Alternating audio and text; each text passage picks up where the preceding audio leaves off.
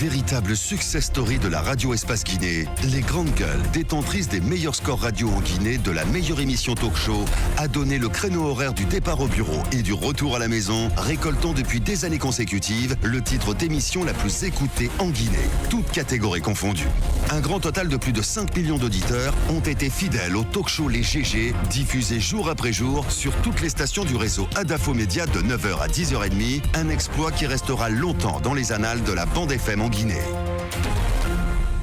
Mais également sur Espace TV tous les soirs, vous avez accès à cette émission. Merci à vous qui nous rejoignez dans cette émission, les grandes gueules. Évidemment, vous le voyez à l'écran, le grand oral. Notre invité ce matin, Monsieur Thibou Camara. Dans un instant, nous allons continuer le débat. Il faut le dire, ce n'est pas un canular. Oui, le SLEG et le gouvernement sont bien proches d'un compromis censé mettre fin à une grève qui a affecté donc en partie le secteur de l'enseignement. Voici 3 mois maintenant, la signature du document de protocole d'accord entre les deux parties prévu pour hier, lundi dans la soirée, devrait intervenir dans la journée de ce mardi 8 janvier.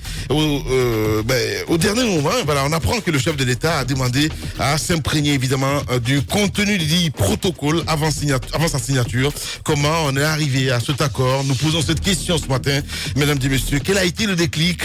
Que peut-on apprendre évidemment du contenu du document qui sera soumis à la signature des deux parties dans la journée? Monsieur Thibou Camara, notre invité ce matin, vous le voyez à l'écran. Et cette question, oui, et cette question, quid du mandat du député guinéen? Le président de la République a-t-il écrit à la Cour constitutionnelle pour demander que le mandat des députés soit prorogé? Nous posons cette question ce matin. Tant de questions donc qui alimentent la chronique à une semaine pile de la fin officielle du mandat des députés de la 8e législature guinéenne. Et quel bilan peut-on faire de cette législature? Monsieur Amadou Damaro Camara nous attend. Nous allons l'appeler un peu plus tard dans cette émission. Il faut le rappeler, il est le chef de la majorité présidentielle à l'Assemblée nationale. Je me ferai devoir de lire quelques SMS un peu plus tard dans cette émission. Titi, nous continuons le débat avec notre invité ce matin. La question, on vous l'a posée, c'était de savoir quelle a été votre touche. Alors que beaucoup d'autres acteurs s'étaient essayés quand même à ramener les deux parties, le SLEG et le gouvernement, autour de la table et à les faire parvenir à un consensus. Cela n'a jamais été possible. Il a fallu donc que vous repreniez le dossier pour que on en arrive à un compromis qui se dessine et qui pourrait donc être conclu ce mardi. Comment vous avez fait? Par quoi vous avez procédé? Et quelle a été donc la touche particulière que vous avez à apporter pour convaincre surtout Aboubakar Souma et sa troupe? Est-ce que vous comprenez la colère ou cette sorte de gêne de ces autres au sein de votre propre camp qui ne sont pas du tout contents du fait que vous les ayez ravir la vedette, si je peux le dire ainsi? Bon, disons d'abord que à ce qui concerne ma contribution parmi tant d'autres qu'il y a eu auparavant, je pense que c'est tout à fait normal. Comme je l'ai dit tout à l'heure, lorsqu'il y a un problème dans un pays et que ça constitue une préoccupation pour le pays, que chacun, quel que soit son niveau de responsabilité et d'engagement public, s'il peut contribuer à une solution, qu'il le fasse. Moi, j'ai un principe qui est simple, aussi bien dans ma vie que dans ma vie professionnelle. Oui. Je ne dis rien de ce que je ne pense pas. Je ne m'engage pas lorsque je sais que je ne serai pas capable de tenir parole. Oui. C'est une question d'honneur personnel et de crédibilité aussi bien de la personne et surtout lorsqu'on est dans une fonction de la responsabilité qu'on incarne. Il faut avoir un langage de vérité avec tout le monde. Moi, dès le départ... Quand vous dites langage de vérité, ça veut dire que ceux qui sont passés là n'ont pas dit la vérité aux syndicalistes? Non, je ne dis pas qu'ils n'ont pas dit la vérité, mais vous m'avez demandé, vous ne m'avez pas demandé les raisons des difficultés des autres, vous m'avez demandé les raisons qui ont poussé à ce qu'il y ait plus de compréhension qu'ils ne l'ont eu jusqu'à maintenant. Je vous dis que, moi je dis clairement ce que je pense. Dès le départ, je leur ai expliqué dans ce processus de discussion plus qu'informel, parce que langage de vérité, langage de vérité, dites à vos partenaires ce que vous avez dans le cœur et faites-leur comprendre ce qui est possible et ce qui ne l'est pas. Moi, je n'ai pas voulu de discussion en tant que telle sur les 8 millions, parce que dès le départ, je leur ai expliqué que dans le contexte d'aujourd'hui, il n'est pas pour possible vous, il y avait de un faire flou face. qui était entretenu un petit peu ou pas du tout? Il y avait un certain espoir. Ben non, est-ce qu'il y a un flou qui était entretenu à un moment donné? Parce qu'on a vu quand même Lousseni, le gouverneur de la Banque centrale, qui s'est bougé dans ce sens-là. On a vu aussi la deuxième personnalité du SLEG qui a été même traité de traître, prêtez-moi d'expression. Vous, qu'est-ce qui s'est passé finalement à la fin? Parce que vous ne l'avez pas fait mourouater à dire les 8 millions, vous ne l'aurez jamais, ben, je ne sais pas. Qu'est-ce qui s'est passé, Tibou Camara? C'est peut-être aussi... Même le fait de dire que vous n'avez pas... vous semblez avoir dit ici que vous ne leur avez pas promis quoi que ce soit sur les 8 millions. Vous leur avez tenu un langage de vérité. Ce qui n'est pas un discours nouveau, monsieur le ministre d'État. Parce que bien avant vous, et je crois que même avant votre récente intervention dans cette crise, vous avez été aussi de ces acteurs qui ont fait comprendre au SLEG dès le départ que les 8 millions, c'était de l'ordre de l'impossible. Je ne crois pas que ce soit ce genre de discours de vérité qui ait amené le SLEG à revenir à de meilleurs sentiments. Peut-être que comme l'on dit hier, peut-être que comme... Vérité, sincérité. Peut-être que comme l'a dit hier... Vérité, sincérité. Je termine. Peut-être comme l'a dit hier Roméo, il a parlé de la manière. De le faire. Et surtout, votre crédibilité, ils l'ont toujours tous clamé d'ailleurs, votre crédibilité auprès des hauts responsables du SLEG. C'est peut-être ce qui a fait la différence. Le mois est haïssable. Le mois est haïssable. Moi, je ne voudrais pas parler de moi en particulier. D'ailleurs, c'est l'occasion de remercier, même si on n'est pas encore à la fin de la crise, effectivement, quand bien même il existe un espoir réel d'en sortir, c'est l'occasion de remercier toutes les bonnes volontés qui sont impliquées dans la résolution de la crise et leur rendre hommage pour leur engagement et leur volonté de résoudre une question lancinante pour l'ensemble de la nation, parce que lorsqu'il s'agit de l'école et des élèves, c'est une question qui interpelle la conscience individuelle et collective. Donc, je ne peux que leur rendre hommage. Et c'est peut-être l'effort de chacun et la contribution de tous qui auront permis de parvenir à une meilleure compréhension. Et peut-être aussi, le moment explique une meilleure compréhension, parce que la lutte a beaucoup duré et il y a un agacement de l'opinion. Peut-être que le moment était venu de faire la paix des braves. Et je pense que ce contexte aussi a énormément contribué à une meilleure compréhension. Parce que, on peut le dire ainsi, après l'épreuve de force, parce que ça n'était une, entre le gouvernement quel est et le langage SLEG, quand on rencontre Aboubakar Souma? On pense qu'il faut aller à la paix des braves. Il l'a compris comme ça, Baka Souma, parce non, que... Thibaut, c'est pas possible. Quel est le langage qu'il faut utiliser quand on rencontre un dur à cure comme Aboubakar Souma? Parce que jusqu'au dernier moment, on a suivi ses sorties. Les grandes gueules. Comme j'avais commencé à le faire, mais je n'ai pas eu malheureusement l'occasion d'aller jusqu'au bout de mon idée, et c'est d'ailleurs le principe de cette émission, de perturber un peu les invités, dans leurs réponses, et je vous rends hommage parce que cet esprit contribue un peu non seulement à faire le charme de l'émission, mais vous caractérise chacun. Ça, c'est un compliment personnel qui n'est peut-être pas innocent quand on sait tout l'effort que vous avez fourni, et peut-être qu'il n'ira pas sans difficulté, parce que parfois c'est difficile de vous faire des compliments en paraissant tout à fait innocent. Donc je disais, dans une négociation, ce qui est important, c'est la confiance. La confiance. On ne peut pas réussir dans une négociation quand on n'a pas la confiance des acteurs concernés. Ensuite, c'est la crédibilité des propositions que vous leur faites. Et comment sans doute vous leur faites d'un gouvernement. Il n'y a pas de gouvernement. Si vous êtes là, c'est parce que tout simplement Kassory a donné le feu vert. On est bien d'accord. Qu'est-ce que ça vous fait qu'on dit vive Tibou Kassory 0? Non, d'abord, le gouvernement est un et indivisible. Je l'ai dit à certains, je ne peux pas être responsable des propos tenus dans les états-majors politiques ou au sein des centrales syndicales, parce que je n'étais pas là pour souffler les grandes gueules. Je dois dire, je dis souvent, lorsqu'on critique, on trouve que c'est tout à fait naturel, mais lorsque de temps en temps, certains disent du bien de nous, on pense que c'est dirigé contre d'autres, alors qu'on passe tout le temps à dire du mal de nous, ça n'émeut personne, mais pour une fois qu'on dit du bien, ou qu'il arrive qu'on dise du bien de quelqu'un, on estime que c'est le plus grand mal. Je pense ça arrive vraiment aussi que je fasse des compliments dans cette émission. C'est le moment de vous dire félicitations, monsieur Tibou Camara. Merci beaucoup. Il faut sortir de cette polémique, Lamine. Ce qui est important, je vais vous dire ce qui est important. Les grandes gueules. Ce qui est important, il faut apprendre à dire du bien des autres. Ça ne fait de mal à personne. Il faut reconnaître le mérite. Beaucoup de personnes dans ce pays ont été tués pour leur talent, pour leurs compétences. Oui. Beaucoup sont séquestrés aujourd'hui parce qu'ils pensent différemment. Ouais. Ils ont une liberté de conscience. On n'a jamais réussi à faire la promotion du mérite, de l'excellence, parce que le Guinéen est toujours gêné de reconnaître à l'autre ce qu'il a comme mérite, parce qu'il pense que c'est une faiblesse ou que ça diminue la personne qu'il est. Moi, je n'ai pas de mal à reconnaître le mérite de chacun et à louer l'excellence. C'est peut-être une culture différente. Donc, ce que je voulais dire et qui est essentiel pour moi, c'est que moi, heureusement, je ne suis pas à ma première participation à un gouvernement. Donc, j'en connais les règles et les principes.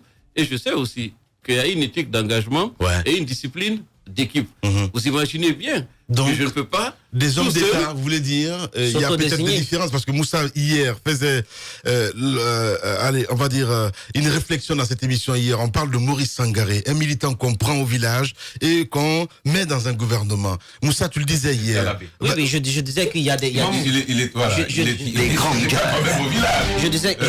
Je disais donc qu'il y a des forces au sein de cette équipe qui ne travaillent pas dans le même sens que vous, qui, au moment où vous souhaitez sortir l'école guinéenne de cette crise, ces personnes souhaitent que la crise perdure parce que tout simplement, elles y tirent quelques avantages. Voilà. Merci beaucoup pour cette question, Moussa Moïse. Je voudrais d'abord dire que chacun d'entre nous doit faire l'effort de mériter la confiance du chef de l'État en exerçant avec beaucoup d'honneur et d'efficacité les responsabilités qu'il nous confie. Le plus souvent, les gens se battent pour avoir un poste, mais lorsqu'ils y arrivent, on ne les voit plus et l'engagement a pris fin. Comme si le but ultime était d'avoir une responsabilité et après, plus de détermination, plus d'engagement. Moi, je pense que chacun de nous, si on faisait un effort de mériter la confiance du président, en s'engageant totalement pour le pays et en étant totalement loyal à lui, je pense que le pays n'en serait pas là. La loyauté, je le précise, ce n'est pas le zèle excessif de certains.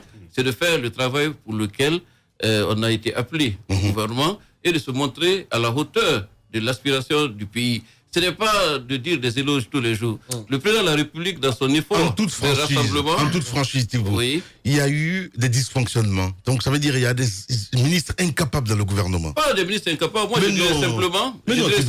Attendez, si vous me suivez, vous allez comprendre tout à l'heure. Je vais peut-être dire pire que ce que vous dites. En Guinée, lorsqu'il y a un problème, tout le monde pense avoir la solution. C'est déjà ça un problème. Parce que vous avez vu, lorsqu'il y a une grève syndicale, ça devient l'affaire des imams, ça devient l'affaire de bonne volonté, ça devient l'affaire de notabilité, ça devient l'affaire de coordination, dans une confusion de genres et de rôles comme ça. Il est difficile d'être efficace dans l'action et d'avoir une clarté dans l'action. Aujourd'hui, qui est en charge des syndicats? Il y a le ministère du Travail, il y a le ministère de l'Éducation, il y a le ministère même de la fonction publique. Moi, je pense que lorsqu'un problème se pose, il faut prendre l'habitude de donner un mandat clair et précis à ceux qui en ont la charge. Maintenant, lorsqu'ils montrent leurs limites, les faire remplacer peut-être par d'autres ou demander à d'autres de les appuyer dans leurs efforts. Mais lorsqu'il y a une confusion de rôle et que tout le monde s'occupe à la fois de la même chose, il n'y aura non seulement pas d'efficacité, mais il y a même un risque de rivalité à l'intérieur de la même équipe. Mais c'est ce que je pense. Justement, le constat aussi, c'est que... On n'a plus besoin de clarification des rôles et des responsabilités claires dans la résolution des problèmes que de cibler des individus en particulier, parce que cela n'est pas non plus efficace. Lamine, lorsqu'il s'agit d'espace, on sait à qui s'adresser. On ne s'adresse pas à 1000 personnes à la fois. Pourquoi on ne pourrait pas reproduire cette expérience à l'échelle de la nation? Tout le monde a la solution à tout problème dans ce pays. Voilà le principal problème. Parfois, pour mériter ils en ont besoin. Pour se faire plaire au chef d'État, c'est deux choses différentes. Parce qu'on peut se faire plaire du président sans être efficace et sans mériter sa confiance. Je vous dis que la loyauté envers lui, c'est de faire en sorte qu'il soit tranquille et que le pays soit stable. Mais on ne crée pas des espaces de conflit et on n'entretient pas des tensions uniquement pour montrer qu'on a un rôle ou qu'on peut avoir une place auprès de lui. Parce que la vérité dans cette histoire, c'est qu'il y a beaucoup à qui les espaces de conflit profitent dans ce pays et qui alimentent les tensions pour qu'il n'y ait jamais la paix. Mais comment est-ce qu'on cette question, s'il vous plaît? Donc, est-ce qu'on peut dire aujourd'hui, vous me regardez dans les yeux, bien sûr, est-ce que c'est un gouvernement de clan? Le gouvernement gagnerait plus Non, homogène. répondez-moi. Et avoir plus Est-ce de que c'est un solidarité. gouvernement de clan? Là n'est pas le problème parce que Non, partout Thibault. il y a un enjeu de pouvoir. Non, Thibault, il y aura oui ou nécessairement non? des Est-ce que c'est un rivalités gouvernement et des de querelles. clan? Mais Est-ce il que faut c'est un qu'on soit gouvernement de capable. clan? Les grandes gueules. Non, je dis qu'il y a des rivalités et des querelles. Oui. Partout il y a un groupe d'hommes Oui. et un enjeu de pouvoir. Oui. Ce que je n'accepte pas par contre, lorsqu'il s'agit de la discipline interne et de l'intérêt commun, Oui. que ces rivalités et ces clans prennent le dessus. Donc c'est un gouvernement de clan. Ce n'est pas un gouvernement de clans, mais comme tout gouvernement, il y a des clans et des rivalités. Il y a des... Absolument. Alors. Les grandes gueules. Sur la teneur de ce protocole d'accord. Hier, nous avons écouté Roméo. Il nous a parlé de quelques lignes de ce protocole d'accord. On aimerait savoir de quoi est-ce qu'il s'agit réellement. Qu'est-ce que vous promettez aux enseignants guinéens et qu'est-ce qui est faisable justement? Non, on est dans une discussion et chacun a exprimé ses préoccupations et ses attentes. Et je peux vous dire qu'il n'y a rien de nouveau dans les propositions qui ont été faites, comme vous l'avez dit hier, parce que je vous ai également suivi. Aujourd'hui, les enseignants ont des attentes parce qu'il y a quand même 3 mois que dure la grève. La première préoccupation qui a été exprimée, bien entendu, c'est le dégel de leur salaire durant la période de la grève. Oui. Et puis ensuite, bien sûr, il y a eu cette revendication initiale, qui était celle des 8 millions, sur laquelle ils ont demandé à l'État de faire un effort. Mais évidemment, la volonté est là, mais la possibilité n'existe pas. Ouais. Comme on dit, Mofoudia ne se fâchera pas, la plus belle femme au monde ne peut donner que ce qu'elle a. Après l'augmentation des 40%, je sais que vous avez des relents féministes, mais ce n'était pas dirigé contre les femmes. Au contraire, Les grandes gueules. qui fait la promotion des femmes, c'était une parenthèse, à commencer par le chef de l'État lui-même, qui protège un peu votre statut et votre Puisque espace, le débat n'est pas là, sinon c'est pas le cas. Donc, je continuerai avant la polémique. Donc, je voulais simplement dire que sur la question des 8 millions, parce que vous savez qu'il n'y a pas si longtemps, il y a eu une augmentation de 40% qui a été consentie à la faveur de la première grève et crise sociale que le pays a connue. Jusqu'à présent, le budget fait des efforts pour équilibrer les comptes suite à cette dépense inattendue et importante qui a pesé très lourdement sur les finances publiques. Donc, faire une augmentation dans ce contexte, sans compter que en dehors des enseignants, beaucoup aujourd'hui souhaitent une revalorisation salariale que l'État lui-même souhaite, mais malheureusement dont il n'a pas les moyens, au risque de tuer la poule aux yeux d'or. Donc nous leur avons fait comprendre que cette revendication, elle est légitime, nous la comprenons, mais malheureusement, nous n'avons pas les moyens d'y faire face. Même si nous nous y engagions, ce serait peut-être de mettre fin à la crise, mais c'était de déplacer et de reporter le problème. Autant donc y faire face une bonne fois dans la clarté pour ne pas qu'on ait à en discuter dans un mois après que cette promesse, on nous a rappelé, n'ait pas été tenue. Donc ce que nous leur avons dit, c'est qu'il y a une opération d'assainissement du fichier des enseignants qui est en cours. Certainement, il y aura des ressources, nous en sommes convaincus, qui seront issues de cette opération. Et sur ces ressources, il est possible d'envisager de les utiliser pour l'amélioration des conditions de vie et de travail dans le système éducatif.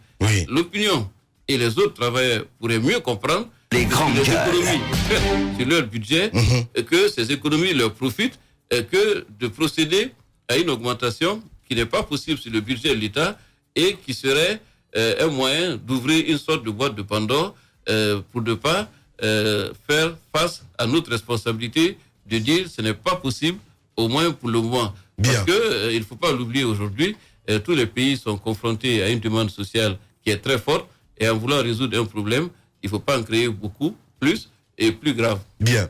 Monsieur Thibault Camara, ministre d'État, notre invité ce matin chez les juges de Tamba. Alors, monsieur le ministre, on vous écoute bien. Personnellement, je trouve qu'il n'y a rien de nouveau sur le soleil. On l'a déjà dit ici. On espère quand même qu'aujourd'hui, il puisse y avoir une issue favorable à la grève et que les enseignants reprennent le chemin des classes. La question que je me pose finalement, de l'observation que je fais, Thibault Camara, on a confiance en lui, mais au-delà de cela, j'observe également l'effet de lassitude qui a quand même joué sur les enseignants. Aujourd'hui, Thibault sur tous les fronts. Le front politique, on vous attend là-dessus. Le front social, on vous attend là-dessus. Avec ce mouvement syndical, c'est encore vous. Il semble désormais que la paix n'est possible qu'à travers vous, avant vous, il y avait également Khalifa Gassama Diaby. Moi, la question que je me pose, et vous nous aiderez peut-être à davantage cerner la réalité, finalement, qu'est-ce qu'il faut faire? Quelle leçon est-ce qu'on tire de ce mouvement de grève-là? Comment faire en sorte qu'il n'y ait pas que vous à l'avenir? Que l'État puisse, par exemple, se rendre crédible lorsqu'il désignera, par exemple, un ministre, quel qu'il soit écouté, que les enseignants puissent adhérer aux propositions qui leur seront faites. On va vous poser une question dont je n'ai malheureusement pas... Les grandes gueules. Parce que, comme je le dis, ce n'est pas moi qui distribue les rôles au sein du gouvernement, dont je ne suis d'ailleurs pas le chef, encore moins le président de la République. Le chef de l'État, le Premier ministre, sont dans leur rôle de distribuer les rôles et d'estimer à un moment donné que tel est plus apte à régler tel problème qu'un tel autre. Mais cela dit, nous travaillons dans un esprit d'équipe et de discipline gouvernementale. J'insiste. Si vous permettez, je ne suis pas à ma première expérience gouvernementale. Vous avez vu ces propositions qui ont été faites au SLEG. Si vous permettez, les règles et les principes de des propositions ont été faites au SLEG avant que le ministre Thibou n'entre en jeu.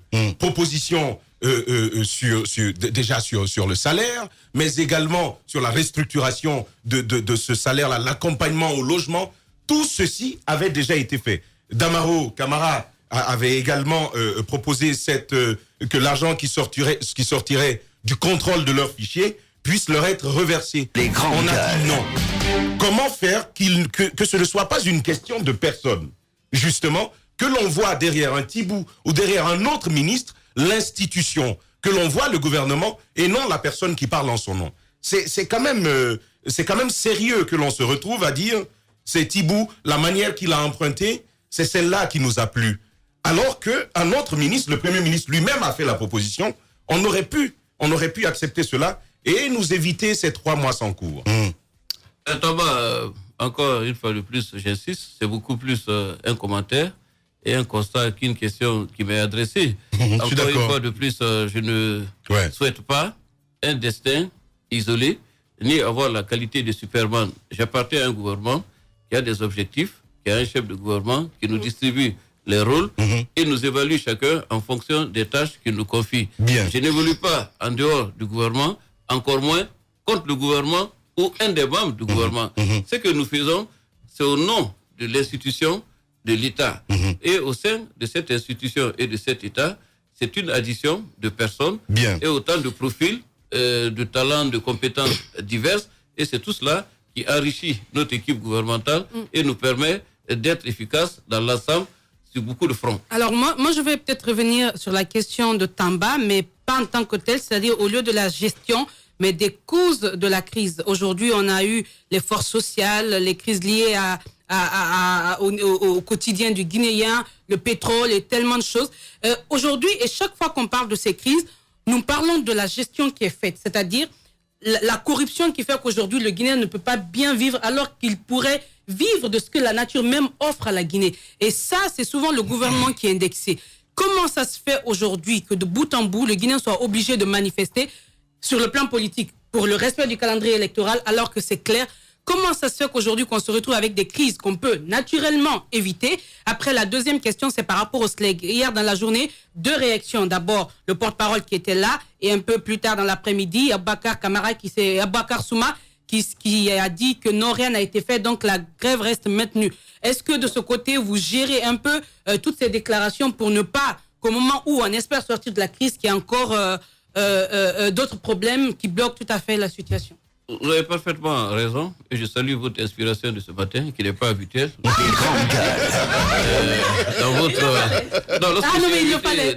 votre studio. Il le fallait. Il le fallait. Ça montre que le temps n'était pas venu, on ne pouvait pas terminer l'émission sans que vous n'ayez... Non, pas du tout. On dirait bien. Sinon, il y a pas un lien là. Non, je note avec beaucoup de satisfaction que vous êtes les grandes gueules. Aujourd'hui seulement. Contrairement aux autres passages que j'ai eu bienvenue ici. Machallah. D'habitude, Répondez à la vous êtes, question. très exalté dans les émissions et j'apprécie Bien. cela d'ailleurs. Vous comprenez Le pas. dynamisme Camara, de la jeunesse. on dirait que non, mais on dirait que Et M. des Tibou femmes. Camara tient vraiment à placer ça. Vraiment. Bien, allez-y, monsieur pourquoi Camara. Non, je ne tenais pas à placer, je m'exprimais librement. Allez-y, Comme c'est le credo de votre. Vous avez la parole. Vous savez, c'est pas très souvent. Vous savez, souvent. en fait, un invité qui s'assume comme ça, c'est qu'elle vous a eu, en fait. Il répond pas à la question, Mafoudi. Hein. Vous êtes trop naïve. Non, c'est pas grave. Allez-y, monsieur Camara. Monsieur Tibou, il le sait. C'est pas grave, on s'est compris. C'est un grand journaliste. Monsieur Tibou, alors répondez à ma question. Bien. C'était quoi la question, Mafoudia? C'est d'abord sur le SLEC, 2 réactions en une journée. Qu'est-ce qui se passe après? Quand on revient sur la cause de toutes les crises, sur le plan politique, c'est parce qu'il n'y a pas un respect du calendrier électoral. Et ça, c'est du côté du gouvernement. Quand on prend les autres crises liées au quotidien du Guinéen, c'est parce que cette corruption que le président lui-même reconnaît, que le Premier ministre reconnaît, mais après, c'est comme si rien n'était fait pour assurer les Guinéens, œuvrer pour qu'ils vivent mieux dans leur propre pays. Qu'est-ce qui se passe? D'abord, la première question, moi, pour habitude, et c'est plus efficace lorsqu'on mène une médiation, c'est toujours prudent et c'est plus efficace pour tous les acteurs d'éviter de communiquer autant que possible et même de communiquer à contre-courant de manière à ce que la communication soit un élément de blocage ou de tension dans le processus d'apaisement qui est celui nécessairement d'une négociation et d'une médiation. C'est pourquoi moi, je ne me suis pas exprimé sur le sujet et j'attends qu'on ait une issue pour éventuellement commenter la suite des événements. Donc, mais le monde syndical et le monde politique est un monde où la parole est facile et est souvent prise. Et donc, je ne peux pas imposer aux SLEC ni aux autres acteurs la discipline de parole et de réserve que je me suis imposée. Mais c'est vrai, tant qu'il n'y a pas un accord, cela va de soi, la grève reste maintenue parce que c'est l'accord qui met fin à la grève. Mais pour une première fois, il y a une lueur d'espoir que l'horizon sera clair et je sens cet espoir au sein de l'opinion qui attend avec beaucoup d'impatience le dénouement de cette crise qui n'a que trop duré et affecté le climat social et surtout perturber l'école guinéenne dans son ensemble. Bien. Et je pense donc que l'issue de la crise est beaucoup plus importante que toutes les difficultés que nous rencontrons, y compris parfois la surenchère dans la parole et parfois les pics entre les différents acteurs. Voilà, de bonne guerre, mais ce qui est important, c'est la fin. Et cette fin, nous la souhaitons heureuse et imminente. Bien. Maintenant, messieurs, les crises, elle a raison. Il vaut mieux prévenir que guérir. Aujourd'hui, si nous réussissons à anticiper les crises, ce sera un grand mérite pour le gouvernement et nous ne sommes pas à l'aise, non seulement avec les crises, mais avec la multiplication des crises. Parce que non seulement ça lasse l'opinion et on sent une certaine angoisse chez les populations, mais ça nous détourne des objectifs de développement du pays. Parce que lorsqu'il y a une crise, vous ne pensez à rien d'autre qu'à résoudre la crise. Et malheureusement, il y a des crises à répétition et le plus souvent, il est difficile de les surmonter parce que la difficulté dans les crises, c'est le choc des égos. De dire je ne fais pas ou je ne ferai pas, ça complique toujours une sortie de crise. Quand les positions sont extrêmes ou crispées, la médiation devient extrêmement difficile. C'est pourquoi j'ai parlé du contexte qui amène chacun à aller à la paix des braves. Cela est un élément essentiel, en plus de tous ceux que vous avez cités. Le contexte a énormément plaidé aussi en faveur d'une sortie de crise parce qu'on sent une lassitude chez tous les acteurs et une attente chez les populations qui nécessairement ne peut pas ne pas être prise en compte parce que lorsqu'il y a un problème, ne croyez pas qu'en dehors des négociations officielles, les autres acteurs ou citoyens anonymes n'exercent pas la pression aussi bien sur les gouvernants que les responsables politiques et syndicaux pour dire ça suffit comme ça, nous avons envie d'avoir une vie normale. Et il y a un effort à faire pour terminer sur sa question, pour ne pas créer le sentiment que je n'ai pas été jusqu'au bout. Il y a un effort à faire dans la lutte contre la corruption. Il y a un effort à faire dans l'amélioration de la gouvernance. L'exemple doit venir d'en haut. Lorsqu'on montre l'exemplarité au sommet de l'État, lorsque les dirigeants publics se montrent dignes de l'estime et de la confiance des populations, ça facilite non seulement les rapports à ces populations, mais la prise de décisions publiques. Mais lorsque vous cessez d'être crédible, parce qu'il n'y a plus de confiance, ou on vous fait trop de griefs dans vos pratiques et dans le système de gouvernance, la parole publique devient moins audible et l'autorité plus difficile à exercer. Bien. Monsieur Tibou Camara, notre invité ce matin chez les GG. Véritable success story de la radio Espace Guinée, les grandes gueules, détentrices des meilleurs scores radio en Guinée de la meilleure émission talk show, a donné le créneau horaire du départ au bureau et du retour à la maison, récoltant depuis des années consécutives le titre d'émission la plus écoutée en Guinée, toutes catégories confondues. Un grand total de plus de 5 millions d'auditeurs ont été fidèles au talk show Les GG, diffusé jour après jour sur toutes les stations du réseau Adafo Média de 9h à 10h30, un exploit qui restera longtemps dans les annales de la bande FM en Guinée.